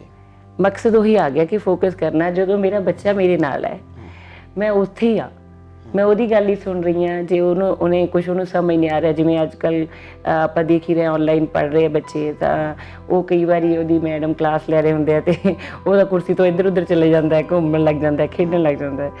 ਸੋ ਉਦੋਂ ਮੈਂ ਉਹਦੇ ਲਈ ਉੱਥੇ ਹੀ ਆ, ਤੇ ਮੈਂ ਉਹਨੂੰ ਤਰੀਕੇ ਨਾਲ, ਮੇਰੀ ਡਿਊਟੀ ਵੀ ਹੈ ਔਰ ਮੈਂ ਉਹਨੂੰ ਹੈਂਡਲ ਕਰਨਾ ਕਿ ਬੇਟਾ ਇਹ ਜ਼ਰੂਰੀ ਹੈ ਪੜ੍ਹਨਾ, ਉੱਥੇ ਮੈਂ ਸਿਰਫ ਉਹਦੇ ਲਈ ਹਾਂ। ਔਰ ਜਦੋਂ ਮੈਂ ਇੱਕ ਵਾਈਫ ਆ ਤਾਂ ਉਸ ਵੇਲੇ ਮੇਰੀਆਂ ਉਹੀ ਕਦਰਾਂ ਕੀਮਤਾਂ ਨੇ ਮੇਰੇ ਧਿਆਨ 'ਚ ਹੋਣਾ ਚਾਹੀਦਾ ਹੈ। ਔਰ ਜਦੋਂ ਕਿਤੇ ਮੈਂ ਇੱਕ ਆਰਟਿਸਟ ਦੇ ਤੌਰ 'ਤੇ ਗਈ ਹਾਂ, ਉੱਥੇ ਮੈਂ ਭੁੱਲ ਜਾਂਦੀ ਹਾਂ ਕਿ ਹੁਣ ਮੈਂ ਕੁਛ ਹੋਰ ਵੀ ਹਾਂ, ਹੁਣ ਤਾਂ ਮੈਂ ਆਰਟਿਸਟ ਹਾਂ ਔਰ ਲੋਕ ਮੇਰੇ ਸਾਹਮਣੇ ਹੈ, ਮੈਂ ਉਹਨਾਂ ਨਾਲ ਜੁੜ ਜਾਂਦੀ ਹਾਂ ਔਰ ਉਹਨਾਂ ਦੀਆਂ ਅੱਖਾਂ, ਉਹਨਾਂ ਦੀਆਂ ਫੀਲਿੰਗਸ ਮੇਰੇ ਨਾਲ ਜੁੜ ਜਾਂਦੀਆਂ ਨੇ। ਉਸ ਵੇਲੇ ਤੁਸੀਂ ਸੱਚ ਜਾਣਿਓ ਕਿ ਮੈਨੂੰ ਕੁਛ ਵੀ ਯਾਦ ਨਹੀਂ ਹੁੰਦਾ ਕਿ ਮੇਰਾ ਕੋਈ ਹੋਰ ਰੂਪ ਵੀ ਹੈ। ਉਸ ਵੇਲੇ ਮੈਂ ਸਿਰਫ ਉਹਨਾਂ ਲਈ ਹੁੰਦੀ ਹਾਂ। ਇਹ ਕਿਰਪਾ ਹੀ ਹੈ ਪਰਮਾਤਮਾ ਦੀ। ਸੋ ਮੈਂ ਹੀ ਸਮਝਦੀ ਹਾਂ ਕਿ ਇਹਨੂੰ ਕਹਿੰਦੇ ਸ਼ਾਇਦ ਫੋਕਸ ਹੋਣਾ। ਜਦੋਂ ਇੱਕ ਕਲਾਕਾਰ ਦਾ ਜਿਹੜਾ ਫੋਕਸ ਹੋਣਾ, ਮੈਨੂੰ ਲੱਗਦਾ ਹੈ ਬਹੁਤ ਜਲਦੀ ਉਹ ਹੋ ਜਾਂਦੇ ਆ, ਕਿਉਂਕਿ ਜਦੋਂ ਅਸੀਂ ਗਿਟਾਰ ਸੁਣਦੇ ਹਾਂ ਨਾ, ਅੱਛਾ ਇਹ ਗਿਟਾਰ ਦੀ ਆਵਾਜ਼ ਹੈ, ਅੱਛਾ ਇਹ ਹਾਰਮੋਨੀਅਮ ਵੱਜ ਰਿਹਾ ਹੈ, ਇੱਥੇ ਮੇਰਾ ਤਬਲਾ ਸਹੀ ਨਹੀਂ ਆ ਰਿਹਾ, ਇੰਨੀ ਜ਼ਿਆਦਾ ਮਿਊਜ਼ਿਕ 'ਚੋਂ ਤੁਸੀਂ ਇੱਕ ਸਾਜ਼ ਦੀ ਆਵਾਜ਼ ਲੱਭ ਲੈਂਦੇ ਹੋ। ਸੋ ਮਿਊਜ਼ਿਕ ਬਹੁਤ ਅੱਛੀ ਚੀਜ਼ ਹੈ। ਮੈਂ ਸਾਰਿਆਂ ਨੂੰ ਕਹੂੰਗੀ ਤਾਂ ਤੁਸੀਂ ਜ਼ਰੂਰੀ ਨਹੀਂ ਹੁੰਦਾ ਤੁਸੀਂ ਪ੍ਰੋਫੈਸ਼ਨਲੀ ਅੱਗੇ ਜਾਣਾ, ਪਰ ਇਹਨੂੰ ਇੱਕ ਹੌਬੀ ਸਮਝ ਕੇ ਵੀ ਜੇ ਤੁਸੀਂ ਸੁਣਦੇ ਹੋ, ਅੱਛਾ ਕੋਈ ਗਾਣਾ ਸੁਣ ਰਹੇ ਹੋ, ਉਹਦੇ 'ਚੋਂ ਤੁਹਾਨੂੰ ਜ਼ਿੰਦਗੀ 'ਚ ਫੋਕਸ ਹੋਣਾ ਆ ਜਾਂਦਾ ਹੈ। ਤੁਹਾਡਾ ਧਿਆਨ, ਜਿਵੇਂ ਅਰਜੁਨ ਕਹਿੰਦੇ ਸੀ ਨਾ, ਉਹਨੂੰ ਅੱਖ ਹੀ ਦਿਖਦੀ ਸੀ। ਇਹ ਇੱਕ ਅਭਿਆਸ ਲੋਕ ਕਰਦੇ ਹੈ, ਪਰ ਮੈਨੂੰ ਲੱਗਦਾ ਹੈ ਕਿ ਮੈਨੂੰ ਤਾਂ ਪਤਾ ਹੀ ਨਹੀਂ ਲੱਗਿਆ ਮੇਰਾ ਅਭਿਆਸ ਮਿਊਜ਼ਿਕ ਨਾਲ ਹੀ ਹੁੰਦਾ ਗਿਆ। ਮੈਨੂੰ ਅੱਜ ਗਿਟਾਰ ਦੀ ਆਵਾਜ਼ ਸੁਣਦੀ ਹੈ ਸਟੇਜ ਤੇ ਕਿ ਹਾਂ ਬਈ ਤੂੰ ਠੀਕ ਨਹੀਂ ਕਰ ਰਿਹਾ, ਤੂੰ ਲੋ ਤੇ ਵਜਾ ਰਿਹਾ ਜਾਂ ਹਾਈ ਪਿਚ ਤੇ ਵਜਾ ਰਿਹਾ, ਪਲੀਜ਼ ਇਹਨੂੰ ਠੀਕ ਕਰ। ਸੋ ਇਹ ਮੇਰਾ ਮਿਊਜ਼ਿਕ ਨੇ ਮੈਨੂੰ ਇਹਦੇ 'ਚ ਬਹੁਤ ਹੈਲਪ ਕੀਤੀ ਹੈ ਇਸ ਤਰ੍ਹਾਂ ਕਰਨ ਵਿੱਚ। ਜੀ, ਕੋਈ ਵੀ ਆਰਟਿਸਟ ਹੈ, ਉਹਦੀ ਇੱਕ ਲੁੱਕ ਹੁੰਦੀ ਹੈ ਜੋ ਸਾਰੇ ਲੋਕਾਂ ਦੇ ਮਾਈਂਡ ਵਿੱਚ ਹੁੰਦੀ ਹੈ, ਠੀਕ ਹੈ ਜੀ। ਇੱਕ ਆਰਟਿਸਟ ਆਪਣੀ ਰੀਅਲ ਲਾਈਫ ਦੇ ਵਿੱਚ ਹੁੰਦਾ, ਆਪਣੇ ਘਰ ਦੇ ਵਿੱਚ ਹੁੰਦਾ, ਆਪਣੇ ਅੰਦਰ ਤੋਂ ਕਿੱਦਾਂ ਦਾ ਹੁੰਦਾ। ਤਾਂ ਲੋਕਾਂ ਲਈ ਕਿਹੜੀ ਚੀਜ਼ ਜ਼ਿਆਦਾ ਜ਼ਰੂਰੀ ਹੈ, ਜੋ ਉਹ ਸਟੇਜ ਤੇ ਆਰਟਿਸਟ ਦਿਖਾ ਰਿਹਾ ਜਾਂ ਉਹ ਅੰਦਰ ਤੋਂ ਕਿੱਦਾਂ ਦਾ? ਲੋਕ ਕਿਹੜੀ ਚੀਜ਼ ਨੂੰ ਜ਼ਿਆਦਾ ਦੇਖਣਾ ਪਸੰਦ ਕਰਦੇ ਨੇ? ਰਾਜੀ, ਐਜ਼ ਅ ਪਰਸਨ ਮੈਂ ਸਮਝਦੀ ਹਾਂ ਕਿ ਅਸਲ 'ਚ ਜੋ ਤੁਸੀਂ ਹੈਗੇ ਹੋ, ਹਾਂਜੀ, ਜਿਸ ਤਰ੍ਹਾਂ ਦੇ ਤੁਸੀਂ ਇਨਸਾਨ ਹੋ, ਤੁਸੀਂ ਉਹੋ ਜਿਹਾ ਹੀ ਕੰਮ ਕਰੋਗੇ। ਉਸੇ ਤਰ੍ਹਾਂ ਦਾ ਤੁਹਾਡਾ ਰੂਪ, ਤੁਹਾਡਾ ਬੈਠਣਾ ਉੱਠਣਾ ਸਭ ਤੁਹਾਡੇ ਤੇ, ਤੁਹਾਡਾ ਅੰਦਰਲਾ ਹੀ ਜੋ ਚਲਾ ਰਿਹਾ ਨਾ, ਤੁਹਾਨੂੰ ਅੰਦਰ ਕੋਈ ਆਤਮਾ ਹੈ ਜੋ ਆਪਾਂ ਸਮਝਦੇ ਹਾਂ, ਕੋਈ ਚੀਜ਼ ਹੈ, ਪਰਮਾਤਮਾ ਤੁਹਾਡੇ ਅੰਦਰ ਹੈ, ਉਹ ਤੁਹਾਨੂੰ ਚਲਾ ਰਿਹਾ। ਜੇ ਤੁਸੀਂ ਉਹਦੀ ਸੁਣ ਕੇ ਉਸੇ ਤਰ੍ਹਾਂ ਅੱਛਾ ਕਰ ਰਹੇ ਹੋ ਤਾਂ ਲੋਕ ਵੀ ਤੁਹਾਨੂੰ ਪਿਆਰ ਕਰਨਗੇ, ਤੁਸੀਂ ਸੋਹਣੇ ਲੱਗਣ ਲੱਗ ਜਾਓਗੇ ਲੋਕਾਂ ਨੂੰ। ਸੋਹਣਾ ਇਨਸਾਨ ਉਹੀ ਹੋ ਜਾਂਦਾ ਹੈ ਜੋ ਲੋਕਾਂ ਦੇ ਦੁੱਖ ਦਰਦ ਦਿਲ 'ਚ ਵਸਣ ਦੀ ਗੱਲ ਕਰੇ, ਹੈ ਨਾ ਜੀ। ਉਹਨਾਂ ਨਾਲ ਸੱਚਾਈ ਦੀ ਭਾਵਨਾ ਨਾਲ ਗੱਲ ਕਰੇ, ਸੱਚਾਪਣ, ਅੰਦਰੋਂ ਸੱਚ ਨਿਕਲੇ ਤੁਹਾਡੇ। ਫਿਰ ਕੀ ਹੋ ਗਿਆ, ਕਮੀਆਂ ਤਾਂ ਹੁੰਦੀਆਂ ਹੀ ਨੇ। ਸੋਹਣਾ ਉਹੀ ਲੱਗਦਾ ਹੈ, ਉਹ ਸੋਹਣਾ ਹੋ ਜਾਂਦਾ ਹੈ ਜਦੋਂ ਤੁਸੀਂ ਜਿਸ ਤਰ੍ਹਾਂ ਤੁਹਾਨੂੰ ਪਰਮਾਤਮਾ ਨੇ ਬਣਾਇਆ ਹੈ ਐਜ਼ ਇਟ ਇਜ਼ ਆਪਣੇ ਆਪ ਤੇ ਮਿਹਨਤ ਕਰੋ। ਆਪਣੇ ਆਪ ਨੂੰ ਤੁਸੀਂ ਰੋਜ਼ ਸਿੱਖੋਗੇ, ਪਰ ਤੁਸੀਂ ਡਬਲ ਫੇਸ ਨਹੀਂ ਹੋਣਾ ਚਾਹੀਦਾ। ਉਹ ਤਾਂ ਡਬਲ ਫੇਸ ਹੋ ਗਿਆ ਨਾ ਕਿ ਮੈਂ ਸਟੇਜ ਤੇ ਜਾ ਕੇ ਤਾਂ ਮੈਂ ਸ਼ੋਅ ਕਰ ਰਹੀ ਹਾਂ ਕਿ ਬਈ ਮੈਂ ਬਹੁਤ ਪੜ੍ਹੀ ਲਿਖੀ ਹਾਂ ਜਾਂ ਬਈ ਮੇਰਾ ਸੁਭਾਅ ਬਹੁਤ ਚੰਗਾ ਹੈ ਜਾਂ ਇਸ ਤਰ੍ਹਾਂ ਦੀਆਂ ਗੱਲਾਂ ਕਿ ਨਹੀਂ, ਮੇਰੇ 'ਚ ਵੀ ਬਹੁਤ ਕਮੀਆਂ ਹੋਣਗੀਆਂ। ਹਰ ਇਨਸਾਨ ਆਪਾਂ ਇੱਕ ਦੂਜੇ ਤੋਂ ਸਿੱਖਦੇ ਹਾਂ ਜ਼ਿੰਦਗੀ 'ਚ। ਮੈਨੂੰ ਇਸੇ ਚੀਜ਼ ਦਾ ਤਜਰਬਾ ਜੋ ਮੈਂ ਕਰ ਰਹੀ ਹਾਂ। ਕਈ ਲੋਕ ਡਾਕਟਰ ਨੇ, ਉਹਨਾਂ ਕਿੰਨੇ ਆਪਰੇਸ਼ਨ ਕੀਤੇ ਆ, ਉਹਨੂੰ ਉਹਦਾ ਤਜਰਬਾ ਹੈ। ਕਿਸੇ ਨੇ ਕੋਈ ਹੋਰ ਕੰਮ ਕੀਤਾ ਹੈ। ਸੋ ਇਹ ਤਾਂ ਤਜਰਬੇ ਨੇ ਜ਼ਿੰਦਗੀ ਦੇ। ਪਰ ਜਿੱਥੇ ਵੀ ਤੁਹਾਡੀ ਇਹ ਹੁਕਮ ਮੰਨਦੀ ਹਾਂ ਮੈਂ ਪਰਮਾਤਮਾ ਦਾ, ਤੁਹਾਨੂੰ ਜਿਹੜਾ ਮੁਕਾਮ ਜਾਂ ਜਿੱਥੇ ਤੁਹਾਡੀ ਡਿਊਟੀ ਲੱਗ ਗਈ ਤੁਸੀਂ ਉਹਨੂੰ 100% ਦਿਓ। ਜਿਸ ਤਰ੍ਹਾਂ ਦਾ ਪਰਮਾਤਮਾ ਨੇ ਤੁਹਾਨੂੰ ਬਣਾਇਆ ਹੈ ਉਸੇ ਤਰ੍ਹਾਂ ਉਹੀ ਰਸਤਾ ਜੋ ਤੁਸੀਂ ਤੁਰ ਪਏ ਹੋ ਲੱਗੇ ਰਹੋ। ਔਰ ਕਿਉਂ ਨਹੀਂ ਲੋਕ ਤੁਹਾਨੂੰ ਪਸੰਦ ਕਰਨਗੇ, ਪਰ ਆਪਣਾ ਜਿਹੜੀ ਸੱਚਾਈ ਹੈ ਅੰਦਰਲੀ ਭਾਵਨਾ ਵਰਨ ਨਹੀਂ ਦੇਣੀ ਬਸ। ਮਤਲਬ ਜਿਹੜੀ ਚੀਜ਼ ਅਗਰ ਤੁਸੀਂ ਸੇਮ ਹੀ ਰਹਿੰਦੇ ਹੋ ਲੋਕਾਂ ਸਾਹਮਣੇ ਵੀ ਤੇ ਆਪਣੀ ਲਾਈਫ ਦੇ ਵਿੱਚ ਸੇਮ ਰਹਿੰਦੇ ਹੋ ਤਾਂ ਉਹ ਫੀਲਿੰਗ ਡਿਲੀਵਰ ਹੁੰਦੀ ਹੈ ਲੋਕਾਂ ਤੱਕ, ਉਹਨਾਂ ਨੂੰ ਪਤਾ ਲੱਗਦਾ। ਫੀਲਿੰਗ ਹੀ ਜ਼ਿੰਦਗੀ 'ਚ ਜਦ ਮੈਂ ਛੋਟੀ ਸੀ ਰਾਜੇ, ਮੇਰੇ ਘਰ ਦੇ ਕਹਿੰਦੇ ਸੀ ਬੇਟਾ ਫੀਲ ਨਹੀਂ ਆ ਰਿਹਾ ਤੇਰੇ ਗਾਣੇ 'ਚ। ਉਦੋਂ ਮੈਨੂੰ ਪਤਾ ਨਹੀਂ ਸੀ ਫੀਲਿੰਗ ਕੀ ਹੁੰਦੀ ਹੈ। ਜਦੋਂ ਤੁਸੀਂ ਜ਼ਿੰਦਗੀ 'ਚ ਅੱਗੇ ਵੱਧਦੇ ਹੋ, ਦੁੱਖ ਵੀ ਦੇਖਦੇ ਹੋ, ਵਿਛੋੜਾ ਦੇਖਦੇ ਹੋ। ਅੱਜ ਮੇਰੇ ਪਿਤਾ, ਆਪਾਂ ਉਹਨਾਂ ਦੀ ਗੱਲ ਕਰ ਰਹੇ ਹਾਂ, 18 ਸਾਲ ਹੋ ਗਏ ਉਹਨਾਂ ਨੂੰ ਗਿਆ ਤੇ ਇਹ ਵਿਛੋੜਾ ਮੈਂ ਸਿਆ ਤੇ ਇਹ ਚੀਜ਼ ਆਪਾਂ ਸਿੱਖਦੇ ਹਾਂ ਜ਼ਿੰਦਗੀ 'ਚ। ਸੋ ਇਸ ਕਰਕੇ ਜੋ ਵੀ ਤੁਸੀਂ ਹੈਗੇ ਹੋ ਉਹਨੂੰ ਕਦੇ, ਮੈਨੂੰ ਨਹੀਂ ਲੱਗਦਾ, ਕਈ ਵਾਰੀ ਮੇਰੇ ਕੋਲ ਇੱਕ ਪਹਿਲਾਂ ਕਾਰ ਸੀ ਸਿੰਪਲ ਜੀ, ਉਹ ਜਦੋਂ ਵਿਚਾਰੀ ਨੂੰ ਅਸੀਂ ਇੰਨਾ ਚਲਾਇਆ ਕੰਟੈਸਾ ਨੂੰ, ਇੱਕ ਦਿਨ ਤੱਕ ਕੀ ਹੋਇਆ ਮੈਂ ਉਹ ਫੜ ਕੇ ਰੱਖਿਆ ਤਾਕੀ, ਕਿਉਂਕਿ ਉਹਦੀ ਤਾਕੀ ਟੁੱਟ ਗਈ ਸੀਗੀ। ਉਹ ਇੰਨੇ ਲੋਕਾਂ 'ਚ ਅਸੀਂ ਨਿਕਲ ਰਹੇ ਸੀ, ਮੈਂ ਫੜ ਕੇ ਰੱਖੀ ਵੀ ਖੁੱਲ ਜਾਏਗੀ ਨਹੀਂ ਤਾਂ, ਹੈ ਨਾ। ਤੇ ਮੈਨੂੰ ਕੋਈ ਇਸ ਤਰ੍ਹਾਂ ਹੀ ਵਿਚਾਰੇ ਬੱਚੇ ਸੀ ਤੁਹਾਡੇ ਵਰਗੇ, ਤੇ ਮੈਨੂੰ ਕਹਿੰਦੇ ਮੈਮ ਤੁਸੀਂ ਗੱਡੀ ਤਾਂ ਨਵੀਂ ਲੈ ਲਓ। ਤੇ ਮੈਨੂੰ ਉਹ ਕਹਿੰਦੇ ਆ, ਤੇ ਮੈਂ ਕਿਹਾ ਸੌਰੀ ਰਾਜੇ ਹਾਲੇ ਕੋਈ ਨਹੀਂ, ਜਿਸ ਤਰ੍ਹਾਂ ਦੇ ਕਲਾਕਾਰ ਰਾਜੇ ਉੱਦਾਂ ਦੀ ਗੱਡੀ ਹੈ। ਕਹਿੰਦੇ ਕਲਾਕਾਰ ਤਾਂ ਤੁਸੀਂ ਬਹੁਤ ਘੈਂਟ ਹੋ ਜੀ, ਕਹਿੰਦਾ ਤੁਸੀਂ ਗੱਡੀ ਤਾਂ ਲੈ ਲਓ। ਮੈਂ ਕਿਹਾ ਰਾਜੇ ਕੋਈ ਨਹੀਂ, ਆਪਾਂ ਕੋਸ਼ਿਸ਼ ਕਰਾਂਗੇ ਨਵੀਂ। ਪਰ ਮੈਂ ਇਹ ਨਹੀਂ ਕਹਿ ਸਕਦੀ ਸੀ ਕਿ ਮੇਰੇ ਕੋਲ ਬਹੁਤ ਵੱਡੀਆਂ ਗੱਡੀਆਂ 'ਚ ਮੈਂ ਕੋਈ ਕਿਰਾਏ 'ਤੇ ਲੈ ਜਾਂਦੀ। ਜੋ ਸਾਡੇ ਕੋਲ ਸੀ ਅਵੇਲੇਬਿਲਿਟੀ ਸੀ ਉਸ ਵੇਲੇ ਅਸੀਂ ਉਹਦੇ 'ਚ ਹੀ ਗਏ। ਜੇ ਮੇਰੇ ਕੋਲ ਸਾਈਕਲ ਹੈ ਮੈਂ ਸਾਈਕਲ 'ਤੇ ਹੀ ਜਾਊਂਗੀ। ਮੈਂ ਕਿਉਂ ਸ਼ੋਅ ਆਫ ਕਰਾਂ? ਸ਼ੋਅ ਆਫ ਕਰਨ ਨਾਲ ਸਾਡੀ ਜ਼ਿੰਦਗੀ ਡਾਇਰੈਕਸ਼ਨ ਲੈਸ ਹੋ ਜਾਂਦੀ ਹੈ ਰਾਜੇ। ਮੈਂ ਆਪਣੇ ਸਰੋਤਿਆਂ ਨੂੰ, ਤੁਹਾਨੂੰ ਸਾਰਿਆਂ ਨੂੰ ਹੀ ਕਹਿਣਾ ਚਾਹੂੰਗੀ, ਜੋ ਰਿਐਲਿਟੀ 'ਚੋਂ ਤੁਸੀਂ ਕਿਸੇ ਵੀ ਫੀਲਡ 'ਚ ਕੰਮ ਕਰ ਰਹੇ ਹੋ, ਆਪਣੀ ਜਗ੍ਹਾ 'ਤੇ ਰਹਿ ਕੇ ਉੱਥੇ ਹੀ ਤੁਸੀਂ ਅੱਗੇ ਵਧਣਾ। ਸੋ ਇਹ ਸ਼ਾਇਦ ਤਾਂ ਹੀ ਹੋ ਪਾਇਆ ਕਿ ਮੈਨੂੰ ਜੋ ਵੀ ਇਨਸਾਨ ਮਿਲਿਆ, ਮੈਂ ਉਹਨੂੰ ਜੋ ਪਿਆਰ ਦਿੱਤਾ, ਦਿਲ ਤੋਂ ਦਿੱਤਾ, ਸੱਚੇਪਨ ਨਾਲ ਦਿੱਤਾ, ਤਾਂ ਕਿ ਉਹ ਚਾਹੇ ਉਦੋਂ ਬੱਚੇ ਸੀ ਚਾਹੇ ਉਹ ਵੱਡੇ ਸੀ, ਉਹਨਾਂ ਦੇ ਪੇਰੈਂਟਸ ਸੀਗੇ, ਉਹ ਪਿਆਰ ਮੇਰਾ ਅੱਜ ਵੀ ਜੁੜਿਆ। ਜੇ ਤੁਸੀਂ ਕਹਿੰਦੇ ਹੋ 20 ਸਾਲ 'ਚ ਮੈਂ ਆਪਣੀ ਜ਼ਿੰਦਗੀ 'ਚ ਉਹਨਾਂ ਨੂੰ ਮਿਲਦੀ ਰਹੀ। ਕਈ ਲੋਕ ਆ ਜਾਂਦੇ ਸੀ, ਉਹ ਮੈਨੂੰ ਕਹਿੰਦੇ ਸੀਗੇ, ਮੇਰੇ ਫਾਦਰ ਨੇ ਮੈਨੂੰ ਸਿਖਾਇਆ ਕਿ ਬੇਟਾ ਪੈਸੇ ਪਿੱਛੇ ਨਹੀਂ ਜਾਣਾ। ਇੱਕ ਅੱਜ ਕੱਲ੍ਹ ਮੈਂ ਆਪਣੇ ਸਾਰੇ ਜਿੰਨੇ ਵੀ ਮੈਨੂੰ ਸੁਣ ਰਹੇ ਨੇ, ਅੱਜ ਦੀ ਜੋ ਜਨਰੇਸ਼ਨ ਹੈ, ਕਿ ਠੀਕ ਹੈ ਪੈਸਾ ਬਹੁਤ ਜ਼ਰੂਰੀ ਹੈ, ਉਹਦੇ ਲਈ ਵੀ ਆਪਾਂ ਕੰਮ ਕਰਨਾ ਹੈ, ਪਰ ਸਿਰਫ ਪੈਸਾ ਤਾਂ ਨਹੀਂ ਹੈ ਨਾ। ਤੇ ਕਈ ਲੋਕ ਆ ਜਾਂਦੇ ਸੀ ਵੀ ਬੇਟਾ ਅਸੀਂ ਤੈਨੂੰ ਆਪਣੇ ਮੁੰਡੇ ਦੇ ਵਿਆਹ 'ਤੇ ਬੁਲਾਉਣਾ ਹੈ, ਤੇ ਪਰ ਪੈਸੇ ਸਾਡੇ ਕੋਲ ਇੰਨੇ ਕੀ ਹੈ। ਸੋ ਮੈਂ ਉਹਨਾਂ ਦਾ ਵੀ ਫੰਕਸ਼ਨ ਕੀਤਾ। ਮੇਰੇ ਲਈ ਮੈਨੂੰ ਖੁਸ਼ੀ ਹੁੰਦੀ ਸੀ ਮੇਰੇ ਘਰ 'ਚ ਹੀ ਵਿਆਹ ਹੈ, ਔਰ ਇਸੇ ਫੀਲਿੰਗ ਨਾਲ ਮੈਂ ਉੱਥੇ ਗਾਉਂਦੀ ਸੀ, ਇਸੇ ਫੀਲਿੰਗ ਨਾਲ ਉਹ ਪਰਿਵਾਰ ਮੇਰੇ ਨਾਲ ਜੁੜ ਜਾਂਦਾ ਸੀ। ਇਹੀ ਗੱਲ ਮੈਂ ਸਮਝਦੀ ਹਾਂ ਕਿ ਕੁਦਰਤ ਦੀ ਕਿਰਪਾ ਹੈ, ਔਰ ਕਿ ਤੁਹਾਡਾ ਜਿਹੜਾ ਮਾਈਂਡ ਸੈਟ ਹੈ, ਤੁਸੀਂ ਓਰੀਜਨੈਲਿਟੀ 'ਚ ਆਪਾਂ ਜੀਏ। ਜੇ ਤੁਸੀਂ ਕੁਝ ਨਹੀਂ ਵੀ ਕਰ ਸਕਦੇ, ਸੱਚ ਬੋਲਣਾ, ਨਾ ਕਰਨੀ ਮੇਰੇ ਵਾਸਤੇ ਦੀ ਗੱਲ ਨਹੀਂ ਜੀ, ਮੈਂ ਮਾਫੀ ਚਾਹੁੰਦੀ ਹਾਂ। ਸੋ ਇਹ ਗੱਲਾਂ ਮੈਂ ਚਾਹੁੰਦੀ ਹਾਂ ਕਿ ਹਰ ਬੰਦਾ ਸਿੱਖੇ ਔਰ ਅਸਲੀਅਤ 'ਚ ਆਪਾਂ ਜੀਏ। ਜਦੋਂ ਵੀ ਕੋਈ ਬੰਦਾ ਕਿਸੇ ਵੀ ਚੀਜ਼ ਨੂੰ ਪਾਉਣ ਲਈ ਮਿਹਨਤ ਕਰਦਾ ਹੈ, ਉਹਨੂੰ ਪਾਉਣਾ ਚਾਹੁੰਦਾ, ਗੋਲ ਸੈੱਟ ਕਰਦਾ ਹੈ, ਤਾਂ ਉਹਦੇ ਲਈ ਆਪਾਂ ਕਹਿ ਲਈਏ ਕਿ ਕਿਸਮਤ ਜ਼ਿਆਦਾ ਜ਼ਰੂਰੀ ਹੁੰਦੀ ਹੈ ਜਾਂ ਮਿਹਨਤ ਜ਼ਿਆਦਾ ਜ਼ਰੂਰੀ ਹੁੰਦੀ ਹੈ? ਮਤਲਬ ਦੋਨੋਂ ਚੀਜ਼ਾਂ ਜਾਂ ਪੈਰਲਲ ਚੱਲਦੀਆਂ ਨੇ ਜਾਂ ਕਿੰਨਾ ਹਿੱਸਾ ਉਹਨਾਂ ਦਾ ਲਾਈਫ ਦੇ ਵਿੱਚ ਹੁੰਦਾ? ਪਲੀਜ਼ ਦੱਸੋ। ਦੇਖੋ ਮੈਂ ਸਮਝਦੀ ਹਾਂ ਕਿਸਮਤ ਵੀ ਹੁੰਦੀ ਹੈ, ਹਰ ਇਨਸਾਨ ਆਪਣੀ ਕਿਸਮਤ ਲਿਖਾ ਕੇ ਲਿਆਉਂਦਾ ਹੈ। ਆਪਾਂ ਇੰਨੀ ਵੱਡੀ ਦੁਨੀਆ ਹੈ, ਬਹੁਤ ਲੋਕ ਆਪਣੀ ਜ਼ਿੰਦਗੀ 'ਚ ਆਉਂਦੇ ਆ ਕਿ ਇਹਦੇ ਨਾਲ ਕਿਸ ਨਾਲ ਸਾਡਾ ਰਾਬਤਾ ਬਣਦਾ ਹੈ, ਕਿੱਥੋਂ ਕਿੰਨਾ ਕੁ ਸਾਨੂੰ ਮਿਲਦਾ ਹੈ, ਇਹ ਸਾਡੀ ਕਿਸਮਤ ਜ਼ਰੂਰ ਹੁੰਦੀ ਹੈ, ਮੈਂ ਇਸ ਚੀਜ਼ ਨੂੰ ਮੰਨਦੀ ਹਾਂ।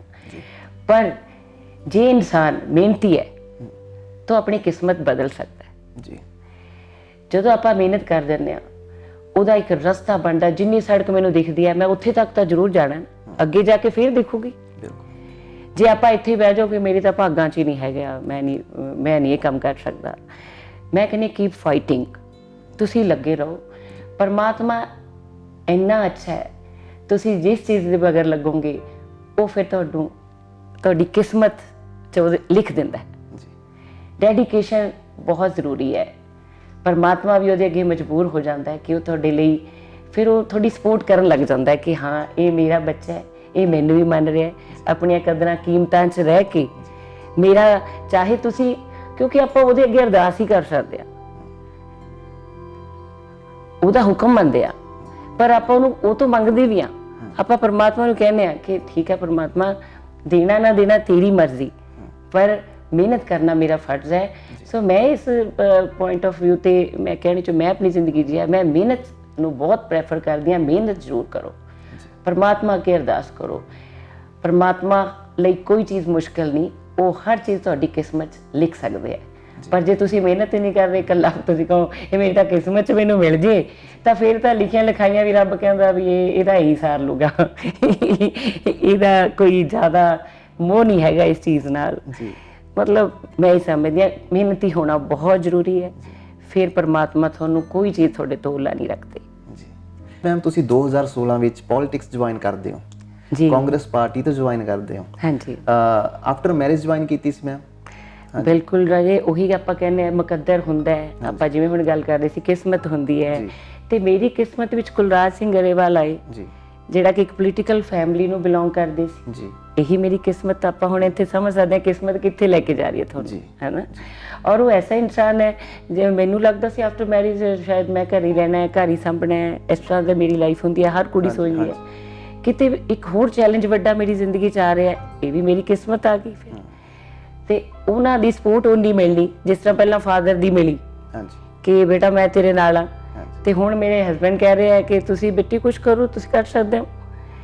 ਔਰ ਮੇਰਾ ਇਹ ਪਰਿਵਾਰ ਕਾਂਗਰਸ ਨਾਲ, ਮੈਂ ਦੱਸਣਾ ਚਾਹੂੰਗੀ, ਜਦ ਤੋਂ ਦੇਸ਼ ਆਜ਼ਾਦ ਹੋਇਆ ਕਾਂਗਰਸ ਨਾਲ ਜੁੜੇ ਹੋਏ ਸੀ। ਸਾਡੇ ਨਾਨਾ ਜੀ ਸਰਦਾਰ ਕਪੂਰ ਸਿੰਘ ਜੀ ਫਰੀडम ਫਾਈਟਰ ਸੀ। ਅੱਜ ਵੀ ਲੁਧਿਆਣਾ ਡੀਸੀ ਆਫਿਸ ਦੇ ਵਿੱਚ ਉਹਨਾਂ ਦੀ ਫੋਟੋ ਲੱਗੀ ਹੋਈ ਹੈ।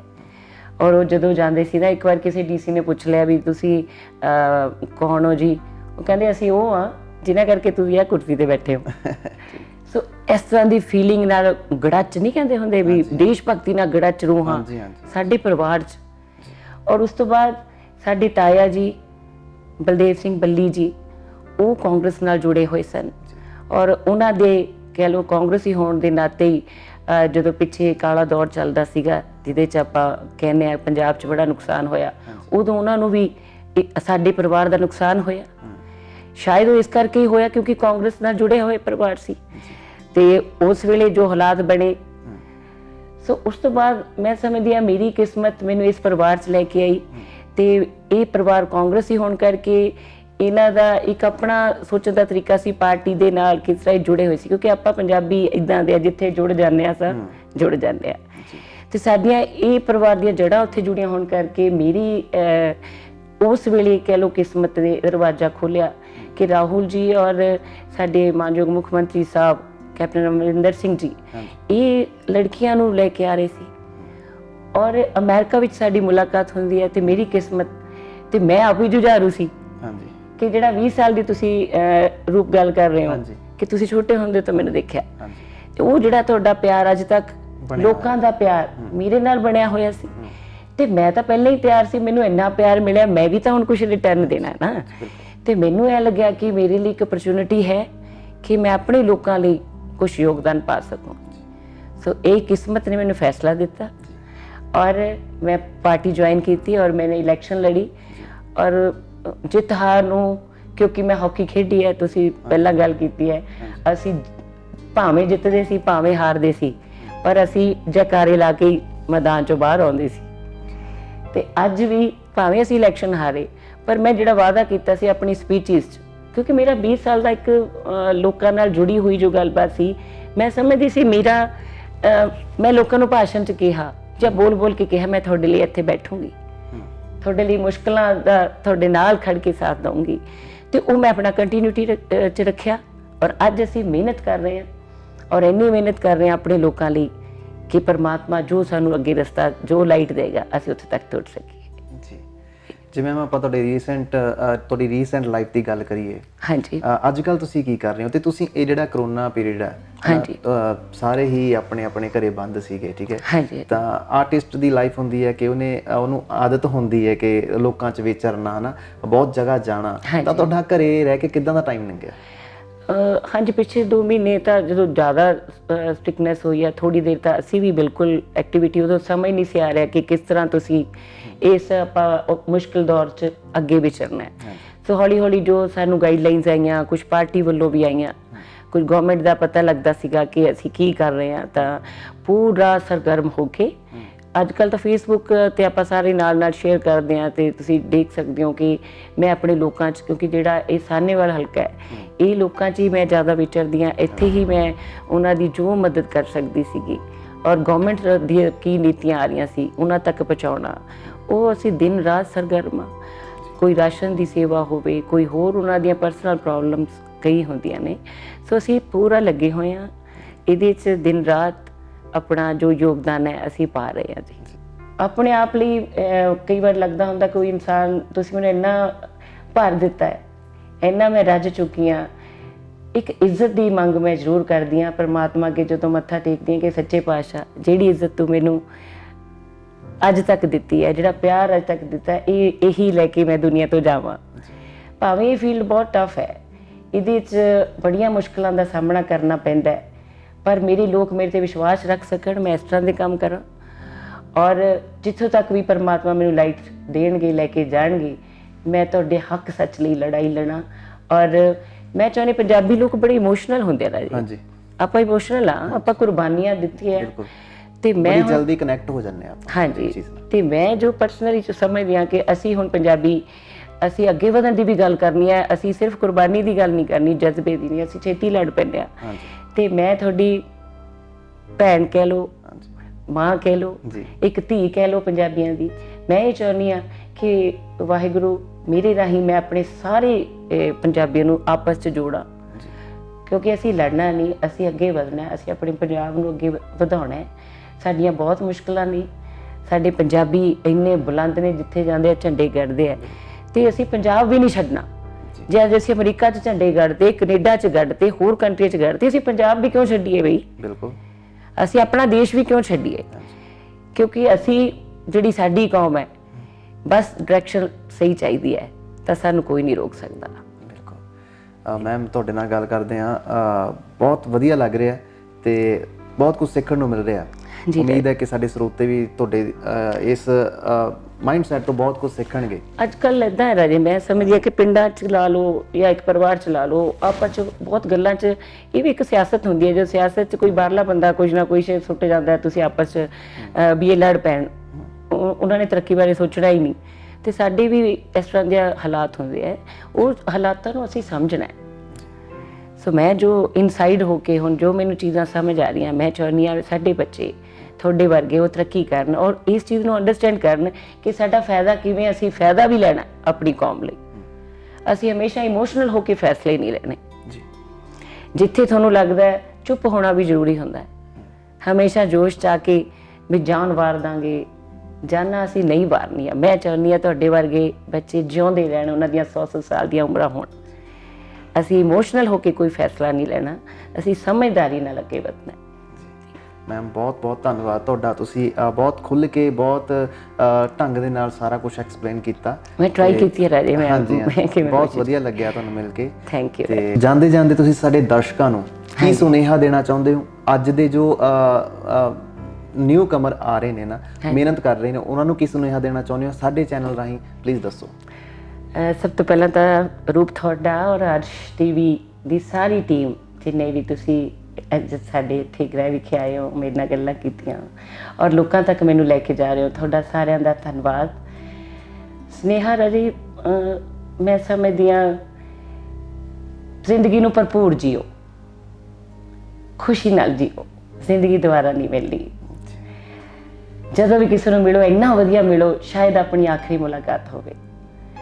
ਔਰ ਮਾਣ ਕਰੋ ਕਿ ਅਸੀਂ ਪੰਜਾਬੀ ਹਾਂ।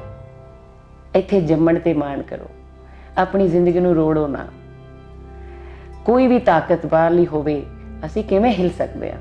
ਸਾਡੇ ਗੁਰੂ ਸਾਹਿਬ ਦਾ ਸੁਨੇਹਾ ਯਾਦ ਰੱਖੋ, ਆਪਣੇ ਅੰਦਰ ਰੱਖੋ। ਅਸੀਂ ਕਿਵੇਂ ਆਪਣੇ ਸਟੈਂਡ ਤੋਂ ਹਿਲ ਸਕਦੇ ਹਾਂ? ਭਾਵੇਂ ਉਹ ਕਿਸੇ ਵੀ ਤਰ੍ਹਾਂ ਦਾ ਹੋਵੇ, ਭਾਵੇਂ ਅਸੀਂ ਆਮ ਪਰਿਵਾਰ 'ਚ ਜੰਮੇ ਹਾਂ, ਸਾਨੂੰ ਕਿਵੇਂ ਕੋਈ ਨਸ਼ਾ ਖਵਾ ਦੂਗਾ, ਕਿਵੇਂ ਕੋਈ ਪੁੱਠੇ ਰਾਹ ਤੋਰ ਦੂਗਾ। ਇੰਨੀ ਜੁਰਤ ਰੱਖੋ, ਇੰਨਾ ਹੌਸਲਾ ਰੱਖੋ। ਅਸੀਂ ਚਾਹੇ ਭੁੱਖੇ ਸੌਂ ਜਾਵਾਂਗੇ ਪਰ ਕਿਸੇ ਦੇ ਚਲਾਏ ਹੋਏ ਨਹੀਂ ਚੱਲਾਂਗੇ। ਆਪਣੇ ਫੈਸਲੇ ਆਪ ਲਵਾਂਗੇ ਔਰ ਸਹੀ ਲਵਾਂਗੇ, ਔਰ ਕੁਰਬਾਨੀ ਦਾ ਜਿਹੜਾ ਜਜ਼ਬਾ ਹੈ ਉਹ ਅੰਦਰ ਰੱਖਾਂਗੇ, ਪਰ ਦਿਮਾਗ ਦੇ ਫੈਸਲੇ ਨਾਲ ਨਾਲ ਲਵਾਂਗੇ। ਧੰਨਵਾਦ ਜੀ, thank you so much Arsh TV ਨਾਲ ਗੱਲਬਾਤ ਕਰਨ ਲਈ। Thank you.